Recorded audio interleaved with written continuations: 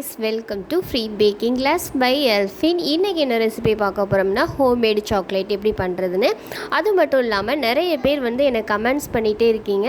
அந்த கமெண்ட்ஸுக்கெலாம் உங்களுக்கு மட்டும்தான் இந்த டவுட் இருக்கா இல்லை சப்ஸ்கிரைபர்ஸ்க்கு எல்லாருக்குமே இந்த டவுட் இருக்கா இல்லைன்னு தெரியல. அதெல்லாம் நான் வந்து ஓரளவுக்கு பதில் சொல்லிவிட்டு இருந்தாலும் இதுலேயும் வந்து நான் கிளாரிட்டியாக பதில் சொல்கிறேன். ஏன்னா கமெண்டில் வந்து என்னால் அவ்வளோதுக்கா டைப் பண்ணி அனுப்புறதுக்கு டைம் இல்லை. யாருக்காவது நான் கமெண்ட் பண்ணாமல் விட்டுருந்தேன்னா ரியலி சாரி. இந்த வீடியோவில் ஓரளவுக்கு வந்து நான் பதில் சொல்லியிருக்கேன். தேவைப்படுறவங்க தெரிஞ்சுக்கங்க.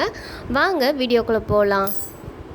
கடையில் வாங்குறத விட நீங்கள் வந்து 100% வந்து டேஸ்ட்டாகவும் இருக்கும். ரெண்டாவது பார்த்திங்கன்னா எந்த ஒரு ஆர்டிஃபிஷியல் கெமிக்கல் எதுவுமே இல்லாமல் ஒரு பியூராக சாக்லேட் வந்து செஞ்சு கொடுக்கலாம். இதை வந்து நீங்கள் கிஃப்ட் பண்ணுறதுக்கும் செஞ்சு கொடுக்கலாம், சேல் பண்ணுறதுக்கும் செஞ்சு கொடுக்கலாம். ஒரு பாத்திரத்தில் சுடுதண்ணி எடுத்துக்கோங்க. அந்த சுடுதண்ணி மேலே ஒரு பவுல் வச்சுக்கோங்க. அந்த பவுல் வந்து சுத்தமாக ஈரமே இல்லாத அளவுக்கு பார்த்துக்கோங்க. இதில் வந்து நான் மில்க் காம்பவுண்ட் எடுத்திருக்கேன். நிறைய பேருக்கு நிறைய டவுட் இருக்குது. மில்க் காம்பவுண்டுங்கிறது வேறு, ஒயிட் காம்பவுண்டுங்கிறது வேறு. மில்க் காம்பவுண்டுங்கிறது வந்து டார்க் காம்பவுண்டும் ஒயிட் காம்பவுண்டும் கலந்தது தான் மில்க் காம்பவுண்டு. ஆனால் ஒயிட் காம்பவுண்டுங்கிறது ஒயிட் சாக்லேட், ஒயிட்டாக இருக்கும்ல அந்த சாக்லேட்டு வந்து கட்டிகள் எதுவும் இல்லாத அளவுக்கு இந்த மாதிரி மெல்ட் பண்ணி எடுத்துக்கோங்க. இதில் வந்து கட்டி இருக்கும், அதை வந்து நல்லா பார்த்துக்கோங்க. ரெண்டாவது பார்த்திங்கன்னா இது வந்து லிக்விடாக இருக்காது. இப்போ ஒயிட் சாக்லேட்டையும் டார்க் சாக்லேட்லேயும் நீங்கள் மெல்ட் பண்ணிங்கன்னா அது வந்து தண்ணியாக கொஞ்சம் லிக்விடாக இருக்கும். ஆனால் இந்த மில்க் அமௌண்ட்டுங்கிறது வந்து அவ்வளோதுக்காக தண்ணியாக இருக்காது, கொஞ்சம் கெட்டியாக தான் இருக்கும். அதனால் நீங்கள் கெட்டியாக இருக்கும் வந்து கேக்கில் பேர் எழுதுறதுக்கு அவ்வளோ சீக்கிரத்தில் வராது. அப்படி வராதவங்களுக்கு இந்த மாதிரி சிலிக்கான் மோல்டு வந்து ஏபிசிடி அந்த மாதிரி இதிலெல்லாம் நிறைய கிடைக்குது. ரொம்ப மெல்லிஸாக இருக்கிற ஏபிசிடியை வாங்கிறாதீங்க. கொஞ்சமாவது தடிமனாக இருக்கிற மாதிரி, அதாவது லெட்டர்ஸ் வந்து கொஞ்சமாக பெருசாக இருக்க மாதிரி வாங்கிக்கோங்க. அந்த லெட்டர்ஸில் மெல்ட் பண்ணி வச்சுருக்க மில்க் காம்பவுண்டை ஒரு பைப்பிங் பேக்கில் போட்டு இந்த மாதிரி லெட்டர்ஸில் வந்து ஃபில் பண்ணிவிட்டு அதை வந்து கடைசியில் ஒரு நைஃப் வச்சு இந்த மாதிரி வலித்து எடுத்துருங்க. அப்போ தான் டீமோல்ட் பண்ணும்போது உடையாமல் வரும். இதை வந்து 10 நிமிஷம் ஃப்ரிட்ஜில் வச்சு எடுத்திங்கன்னா அது நல்லா செட் ஆயிரும். அதில் வந்து உங்களுக்கு பிடிச்ச நேமை வந்து எழுதிக்கலாம். ஒல்லியாக இருக்கிற மாதிரி லெட்டர்ஸை நீங்கள் வாங்கி அதில் சாக்லேட் மெல்ட் பண்ணி ஃப்ரீஸில் வச்சு எடுத்திங்கன்னா டீமோல்ட் பண்ணும்போது அந்த லெட்டர்ஸ் எல்லாம் உடஞ்சிரும், உங்களுக்கு பர்ஃபெக்டாகவே வராது. அதனால தான் சொல்கிறேன், கொஞ்சம் வந்து நல்லா ஒரு தடிமனான லெட்டர்ஸ் இருக்க மாதிரி வாங்கிக்கோங்க. நெக்ஸ்ட்டு பார்த்தீங்கன்னா இந்த மாதிரி ஹார்ட் ஷேப்பில் சிலிக்கான் மோல்ட் கிடைக்குது. உங்களுக்கு ரவுண்ட் ஷேப் வேணுன்னா ரவுண்ட் ஷேப் எடுத்துக்கலாம், இல்லை ஸ்கொயர் இருக்குது அந்த மாதிரி வாங்கிக்கலாம். நான் வந்து இந்த ஹார்ட் ஷேப்பில் வந்து ஃபஸ்ட்டு ஒரு பாதாம் சாக்லேட் செய்யலான்னு சொல்லிட்டு பாதி அளவுக்கு வந்து பண்ண சாக்லேட்டை வந்து இதில் சேர்த்துட்டு நடுவில் வந்து ஒரு முழு பாதாம் அதை வந்து உள்ளே வச்சுட்டு மறுபடியும் சாக்லேட் வச்சு அதை க்ளோஸ் பண்ணிட்டேன். பார்த்திங்கன்னா டபுள் சாக்லேட் பண்ணலான்னு சொல்லிட்டு இந்த மாதிரி ரவுண்ட் ஷேப்பில் இருக்க சிலிக்கான் மோல்டில் நான் மெல்ட் பண்ணி வச்சுருக்க ஒயிட் காம்பவுண்ட் இருக்குல்ல அந்த சாக்லேட்டை வந்து இதில் வந்து சின்ன சின்ன ரவுண்ட்ஸில் ஊற்றி எடுத்துக்கிறேன். நெக்ஸ்ட்டு பார்த்திங்கன்னா சாக்லேட் ஊற்றுனதை வந்து நான் ஃப்ரிட்ஜில் வச்சு 10 நிமிஷம் செட் பண்ணி எடுத்துக்கிறேன். அப்போ தான் வந்து இது வந்து கட்டியாகும். நிமிஷம் ஃப்ரீசரில் வச்சு எடுத்ததுக்கப்புறம் நான் மறுபடியும் லேயரில் இந்த மில்க் காம்பவுண்டை வந்து உள்ளே சேர்த்துட்டு பாதி அளவு சேர்த்துக்கிறேன். அதில் வந்து நடுவில் இந்த ஒயிட் சாக்லேட்டை வச்சு மறுபடியும் மேலே வந்து மில்க் காம்பவுண்டை வச்சு இந்த மாதிரி க்ளோஸ் பண்ணிக்கிறேன். இப்படி வந்து நீங்கள் தட்டுனீங்கனாலே அது ஈவன் ஆயிரும். கரண்டி வச்சு கிண்டணும், ஸ்பூன் வச்சு கிண்டணும்லாம் அவசியமே இல்லை. இந்த மாதிரி டேப் பண்ணி விட்டிங்கனாலே ஏர் பபிள்ஸ் எதுவும் இல்லாமல் நல்லா ரிமூவ் ஆயிரும். பார்த்திங்கன்னா நான் பாதாம் சாக்லேட், அதாவது ட்ரை ஃப்ரூட் சாக்லேட் செய்யலான்னு சொல்லிட்டு பாதாமை வந்து நல்லா துருவி அதை வந்து லைட்டாக வறுத்து எடுத்துக்கிட்டேன். நீங்கள் வறுத்து எடுத்தால் தான் அது சாப்பிடும்போது க்ரன்ச்சியாக கருக்கு முறுக்குன்னு இருக்கும். நீங்கள் சும்மா வெறுமனே திருவி சேர்த்திங்கன்னா அது சவக்குன்னு இருக்கும். அதனால இந்த மாதிரி வறுத்துட்டு அந்த வறுத்த பாதாம் ஆறுனதுக்கப்புறமா இந்த சாக்லேட் கூட சேர்த்து நீங்கள் நல்லா மிக்ஸ் பண்ணிக்கோங்க. இப்போ வந்து இந்த மிக்ஸ் பண்ண சாக்லேட்டை ஒரு பைப்பிங் பேக்கில் போட்டுட்டு கொஞ்சம் பெரிய ஓட்டையாக நறுக்கி எடுத்துக்கோங்க. சின்ன ஓட்டையில் அந்த நட்ஸ்லாம் போய் அடைச்சிக்கிறோம். பெரிய ஓட்டையாக போட்டிங்கன்னா சீக்கிரமே வந்து நம்ம மோல்டில் ஊற்றுறதுக்கு கரெக்டாக இருக்கும். நெக்ஸ்ட் லேயராக அடுத்த சிலிக்கான் மோல்டில் நான் இந்த ட்ரை ஃப்ரூட்ஸ் போட்ட சாக்லேட்டை வந்து ஃபில் பண்ணி எடுத்துக்கிறேன். நான் இன்னொரு ஹார்ட்டின் ஷேப்லேயும் நான் போட்டு எடுத்து இந்த மாதிரி ஃபுட் ரேப்பர் வந்து எல்லா பேக்கிங் ரா மெட்டீரியல் ஷாப்லையும் கிடைக்கிது. அதாவது இதை வந்து பீஸ் கேக்கெலாம் கையில் ஒட்டாமல் இருக்கிறதுக்கு இந்த பேப்பரை வந்து லைட்டாக சுற்றி கொடுப்பாங்க. இந்த மாதிரி இது வந்து கிஃப்ட்டுக்கும் யூஸ் பண்ணுவாங்க. ஸ்டேஷ்னரி ஷாப்பில் கூட இந்த கவர் வந்து கிடைக்கும். இந்த சாக்லேட் எல்லாம் நான் வந்து டீமோல்ட் பண்ணி எடுத்துக்கிறேன். பார்த்தீங்கனாலே தெரியும். அந்த ஹோல் மாதிரி தெரிகிறது வந்து அந்த சாக்லேட் மோல்டோட டிசைனு. இப்போ எல்லாமே பர்ஃபெக்டாக வரும். ஏன்னா ஃப்ரிட்ஜில் வந்து நான் 1/2 அன் ஹவர் செட் பண்ணி எடுத்துருக்கேன்.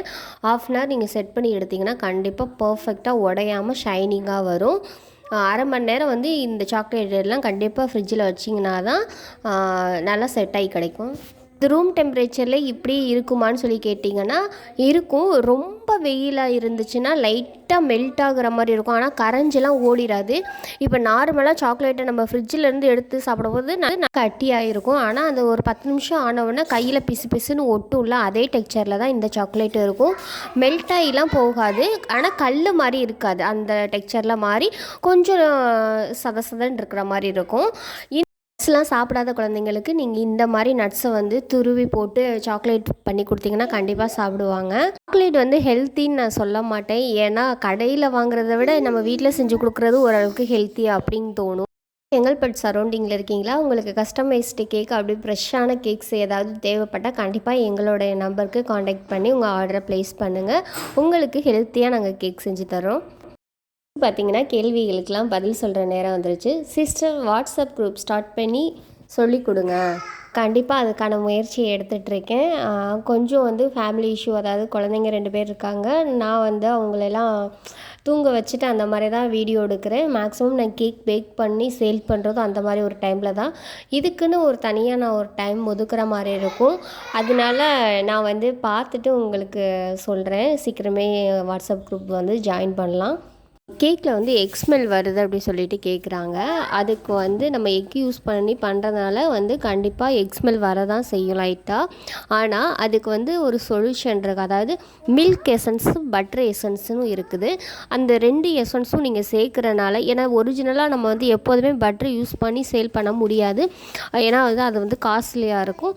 அந்த டைமில் நீங்கள் பட்டர் எசன்ஸ் வந்து சேர்த்துக்கிட்டிங்கன்னா, மில்க் எசன்ஸ் சேர்த்துக்கிட்டிங்கன்னா அந்த மில்க் ஃப்ளேவரும் பட்டர் எசன்ஸோட ஃப்ளேவரும் தான் வரும். அதனால் எக் ஸ்மெல் வந்து லைட்டாக அவாய்ட் ஆகும். நெக்ஸ்ட்டு பார்த்திங்கன்னா, நீங்கள் கேக் செஞ்ச உடனே சாப்பிட்டிங்கன்னா கண்டிப்பாக வரதான் செய்யும். நீங்கள் கேக் பேக் பண்ணிவிட்டு மறுநாள் சாப்பிட்டிங்கன்னா வந்து எக் ஸ்மெல் வராது. பார்த்திங்கன்னா கோகோ பவுடரும் பேக்கிங் பவுடரும் பிராண்ட் சொல்லுங்கள், அதாவது நீங்கள் யூஸ் பண்ணுற பிராண்டை சொல்லுங்கள் அப்படின்னு சொல்லிட்டு கேட்டிருக்கீங்க. அதாவது எந்த ஏரியாவில் எந்த பிராண்டட் கிடைக்கும்னு சொல்லவே முடியாது. ஏன்னா எல்லா ஊர்லேயும் பேக்கிங் ரா மெட்டீரியல் ஷாப் வந்து 1, 2 அந்த மாதிரி தான் இருக்கும். எல்லா இடத்துலையும் அந்த ஷாப் வந்து இருக்காது. ஆன்லைன்லன்னா எல்லாம் கிடைக்குது. அதனால் உங்களுக்கு எது அவைலபிளாக இருக்கோ அந்த baking powder, baking soda, cocoa powder அந்த மாதிரி நீங்கள் வாங்கி யூஸ் பண்ணிக்கோங்க.